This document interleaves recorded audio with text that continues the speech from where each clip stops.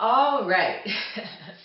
So, we, okay, maybe you say we started trying to get pregnant or whatnot, but whatever the case, um, there was no like lag time. There was no difficulty. Okay? And actually, I didn't even realize I was pregnant, but I was just like, oh man. I think I had tenderness of my chest, and so I just kept saying, this is so odd. I'm normally not feeling tender for like days. And I just was shocked. And I didn't think I was pregnant, but my husband's like, you're pregnant, you're pregnant. And I just, this is uncharted territory for me. I'm just trying to understand, like I'm going to work, and my cycle didn't come on time, and I just am thinking, okay, maybe it's about to come. Okay, maybe it's just about to come. Yeah, it's about to come. And so after like 5 days of it not coming, I just say to him, why don't you go, ask him to get a pregnancy test. So he goes and gets a pregnancy test, and these things are all technological now. They just tell you the whole word, pregnant. And so anyway, do the test, and there was really no waiting for that one. It says it pretty much, within 30 seconds, I think it said you are pregnant. And now it was just shock. Okay, these people were telling me that these fibroids are going to stop me from getting pregnant, and that's not my reality. This is crazy. Like I'm coming to terms with this, and now I'm thinking, okay, I'm pregnant. All right, I'm pregnant. Okay, I'm pregnant.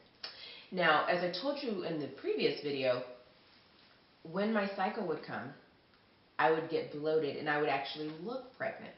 But then I'd wear clothes so that no one thought I was. But then, once, the cycle finishes its course, things get out of you, my stomach would go down. It was never flat. Okay, once I found out about the fibroids, it had never been flat. Because they actually told me that my uterus was the size of a 20 weeks pregnant person. This is without pregnancy. So what happened once I got pregnant, I didn't get to lose that stomach. It stayed. And the first month, it was there, but no one really knew. The second month, it was very, very difficult to hide. But I was still trying to do that. So now I'm like wearing jackets all the time, always putting things over me. And the good news is it's December. So it's like you can kind of get away with having all these layers on. But I could not hide. I literally could not hide. And I was just trying so hard, like, let me get to 12 weeks, because I didn't know how things were going to go. I literally didn't know if there was space inside for the baby to grow. When we had our 8-week appointment, they actually did, I think they did an ultrasound, and we were able to see, and it was like, the angels from heaven singing, the baby had space. And that was just the coolest thing. I feel like when we went back at 12 weeks, we got another ultrasound, which was really cool. And it might have been because I told her something that happened that was kind of concerning. And so she's like, let me just go check. And so, yet again, we saw what the baby looked like, which was just a joy. As I said, wasn't able to hide anything. I never had any morning sickness, which I was like, okay, God knows how much I can deal with. He did not give me that. As my stomach grew, the fibroids grew. Okay, the baby's growing, fibroids are growing, everything's getting big, and I had so much rib cage pressure. It would be very annoying, and I would try not to complain about it, but it would just be painful, and I'd have to put heat on it or take a shower. While I didn't have morning sickness, I stopped liking a lot of the healthy things that I used to like. So I used to eat fish all the time as a protein source. I stopped liking that. Cooked vegetables, some of them I couldn't stand. It was just too much. The smells were too much. And so what I found is I was gravitating towards a lot of unhealthy foods. And then I also found that I wasn't getting enough meat or protein. And so I had to eat meats. And so, so I just was also just trying to make sure I ate food So at some point I realized, okay, I like salad things. I like fresh vegetables, fresh fruits. I can deal with these. And so I started eating that. But again, I did eat meat. We were getting some fast food from time to time because I just liked good food that I grew up eating. So do I think that was helping me? Not necessarily, but I knew I needed to make sure I was getting enough food. Now I did, when we had some of the first lab works done at 8 weeks, they did say I was anemic, so I had to start taking iron pills. And also my prenatal vitamins didn't have any iron in them, so that wasn't helpful. So I started taking iron, and then things were going well. When we did the 20-week ultrasound, um, baby was doing everything it needed to do. Oh wait, I already said 20 weeks. I almost forgot. What happened at 19 weeks? Okay, at 19 weeks, the baby moved down. And yeah, just everything fell. Like my whole belly dropped. I used to be up really high, and there was just like this round thing. And again, that's why I always had the pressure on my rib cages. And then it shifted down. And I first felt it in the car. And then I came home and I had exercised. Nothing too strenuous, but I had done some exercising. And then I took a shower, and I just felt like I was about to drop something. And I was a little bit concerned. At that point, my husband was home. We sat on the couch and we prayed. And we prayed. And we prayed until I felt a release. And I felt, like a peace from God that everything was okay. We ended up going to the emergency room. They did an ultrasound, and I saw at that point my baby was still there. My cervix was closed. I was not dilated, I was not in any kind of labor. Just things shifted. Right after that was a Saturday night. Sunday, I just am in pain, and I just realized I am not going to church. I am in too much pain to go to church. Sunday continues, and then I had contacted my boss and told her, kind of looks like things I'm not feeling the right way. Went to the emergency room. I'm not going to come in. And at this point, I'm now thinking that the fibroids may be dying, degenerating. And so I told her, I said I might not be able to come to work until maybe Thursday or Friday. I mean, like Friday, or I might have to just miss this whole week. But I'll keep you posted. I said I'm going to go see my doctor on Monday, and then I'll let you know. So anyway, get an appointment, see the doctor on Monday. I get another ultrasound. Baby's fine. Everything in me is still closed up, like I'm not in any kind of labor, I'm not having contractions, but at this point I am in so much pain, I can barely walk. I am crawling to get anywhere because the pain is severe. And I know at this point, before she says anything, these fibroids are dying, and I need her to prescribe me some strong medicine. And so I tell her about it, and she does prescribe me Tylenol 3, and then she tells me, all right, you don't need to go to work this week. And also, you probably want to start considering disability. So she is suggesting that I go on disability, which, okay, that's a possibility. So, we have the appointment on Monday, and then I already had my 20 weeks appointment scheduled for Thursday. So, we keep that appointment, and then the Thursday appointment is going to be basically follow-up. So I spend Monday coming home, I eventually get the strong medicine. Again, I am in so much pain. I don't get the medicine till 4 o'clock. And yeah, I just am wanting the strong medicine. So I finally get that, take it. Unfortunately, she did tell me that strong medicine can cause constipation. And so I didn't really have any issues with that before, but I did start having some issues with that. And she said, look, you don't want to get constipated because then you'll be right back in that emergency room. So she did suggest me getting Marilax And then I also asked my husband to get some watermelon because I know watermelon's effective. And so thankfully, kind of came out of that by like Wednesday. Pain started going away. Was getting better each day. But I laid on the couch, like I was literally at home, didn't go anywhere. I was at home by myself, I think for 2 days, because my husband was here the Monday when I was like horrible, and then Tuesday and Wednesday I was by myself. And then the Thursday, my husband's off, and we go to the doctor for the follow-up appointment. I'm feeling better. I'm not feeling perfect. I'm feeling better. I think my mom had also suggested that we get an electric heating pad. So I think we have this at this point, and so things are so much better. Go to the doctor's office, and she sees me. She goes, "Wow, yeah, you are much different than Monday."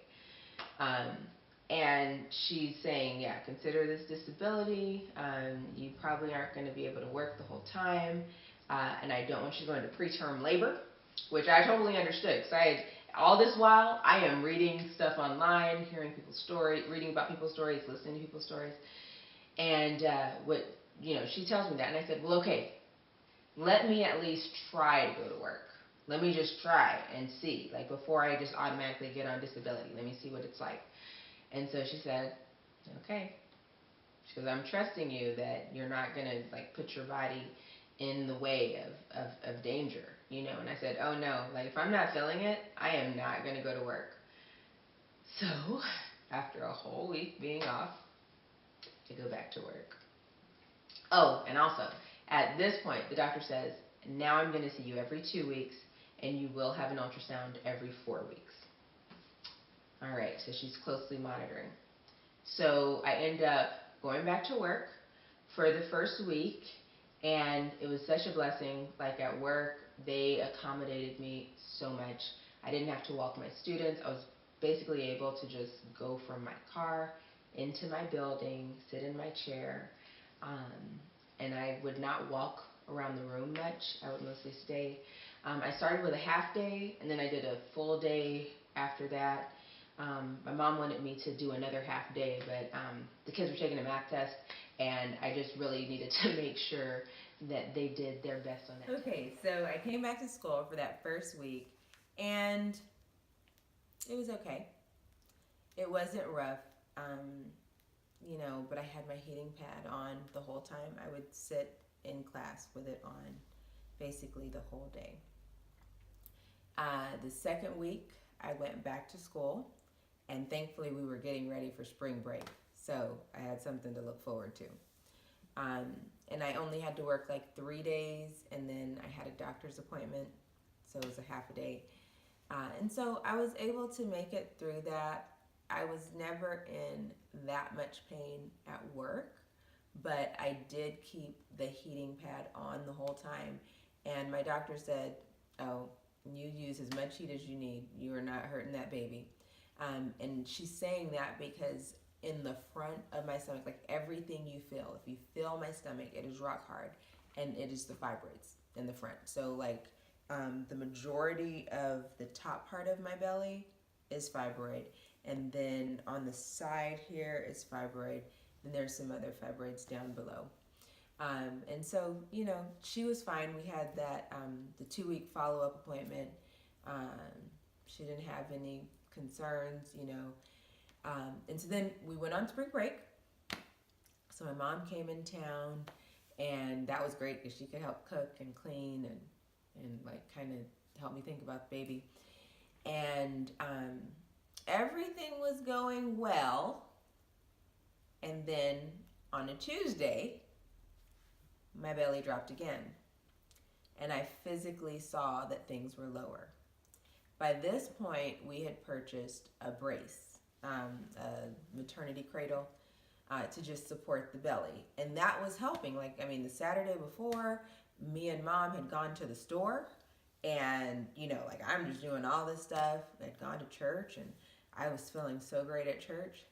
But by that Tuesday, things shifted downward, and now I was completely uncomfortable. And the other thing I'll say is after the first time the baby dropped, I had to stop wearing pants because there were just things that were completely uncomfortable. And so I started wearing skirts and dresses, and then I got some really, really big undies that were shorts. So like, I think 2XL size shorts that I could wear to just make sure I wasn't feeling anything bad. So anyway, baby drops, and my mom's like, you need to contact your doctor, and I'm like, let me just see how things go. By that Wednesday, I'm feeling some pain. But by that Thursday, 2 days later, I am in so much pain that I don't even want to do the things that we had planned for that day. And I actually get to the point where I took some regular Tylenol, and then my husband wanted me to take the Tylenol 3 at night. So what I was having was pain, and I knew it was the fibroid. And I also think that by this point, my son he's just kicking me all the time. And I think he's kicking this fibroid, and I think he was aggravating the fibroid. Whatever the case, it was just too much. So I took that Tylenol 3. The other thing I should say that happened too is when we had one of the doctor's appointments, she wanted me to do blood work, just like, let's see where those levels are. And then I was anemic. And so now I have to go see a hematologist. So that Friday, after things shift, I go see the hematologist, and he's telling me how he wants me to take this iron to try and get my numbers up. Okay, so at about 22 weeks, I finally felt a kick. It could have even been 21 weeks, but anyway, I finally felt a kick. And at first I didn't realize what it was. I was just like, that's odd. And I happened to be talking to my sister-in-law, who has had a son before, and she's like, yeah, you might be feeling a kick. And I thought about it, and I said, you know what? I think that is. And so then the day after that, I didn't feel anything. And then the day after that, I felt a kick. And then the doctor also said, you're not going to feel it every day. At first, you might feel it here, you might feel it there, but it's not every day. Let me say this much. From the time she said that, I have literally felt him kick me every day. And, some days it's like, boom, and I think he's getting his hands involved. So it's just a joy to see that he is vibrant and alive, and he has space. Even when we had the 24 weeks ultrasound today, he still has some space. Now there's some fibroids near him, but he still had space. He's flipped his body around. He's not in the same position he was before. So that was good. That was really good. But now I'm officially at 24 weeks. And it is just miraculous. You just think about all of the obstacles. Oh, by the way, did I mention I'm in my mid-30s? But you just think about all of the obstacles and all the things people think that are going to happen. It's not going to, it's going to make this so difficult. I must say, it is not comfortable all of the time. I do wear a brace. I end up getting a different brace because the first one I had, once my belly dropped the second time, it was just too painful. It was just cutting through, and just things were so low because there was a fibroid that was very low. So when I'm saying my baby's dropping, a fibroid is also dropping with it. But I'm still in a good position to where I can possibly have the baby vaginally. It's not an automatic C-section. And he is growing. He is growing. And since the shifting of the belly, I don't have as much ribcage pain. I still get it occasionally when I'm laying on my sides or leaning to the sides, but it is not to the extent that I had it before. I still take showers and put heat on just for comfort in general. And I still eat. I don't throw up or anything. I'm gaining weight, so that's a good thing. I should eat more. I should try to make sure I'm eating more healthy things, just being intentional about that. but I just try to make sure that I'm eating and I'm getting some meat and all of those things I need. So you know what? I just wanted to make this video because there's so much negativity online surrounding fibroids. And for so many people, they automatically want you to get them removed. And sometimes I think you need to get them removed. You know, I don't know what's going to be in store for me in the future. I am just so thankful that with prayer, with God, I am making it through. I am carrying this baby. He is growing. He's getting what he needs. I'm the one that's struggling with discomfort. And I'm so thankful for my supportive husband. I am so thankful for my supportive friends and family. I am so thankful for my supportive job, because that is what's been making this journey a little easier. That said, I'm going to keep you guys posted as I continue on this journey, but I am not going to keep working up until the end. I'm not even working till the end of the school year. I am giving my job about 2 to 3 more weeks, and then I am going to just stay home so that I can make sure that I'm not putting too much pressure on. And also, I just think if things shift down again, which I hope they don't, but you know, in the event that they do, it's just a lot, you know, like to go through, and it can be painful. And I don't know if the fibroids are gonna start dying again, because when they did die, I wanted them to die all the way off and like my stomach completely change. That didn't happen at that point. They did die a bit, and it was painful, but I mean, it wasn't a long process. And then they were just there. And I will also say this much, because of the size of my fibroids, the largest one right now is 18 centimeters. Because of the size of the fibroids, they are very heavy. So my whole stomach is very heavy. And when I sleep, it's just heavy. So I have to make sure I always have pillows under it. I can only sleep really on the left side. If I go on the right side, because the big fibroid is right there, it's very uncomfortable. If I try to sleep on my back, that's like horrible. Like it's just so much weight that is on my back for hours. It doesn't work. So yeah, you know, the other thing I do from time to time is I just have to sleep sitting up. I just prop all the pillows up and put some behind me, and I have to sleep like that. But you know, when all is said and done, God is good, and I'm not going to complain, because many didn't even make it this far. So I'm thankful for this journey I'm on, and I thank you for wanting to even hear about it. Take care.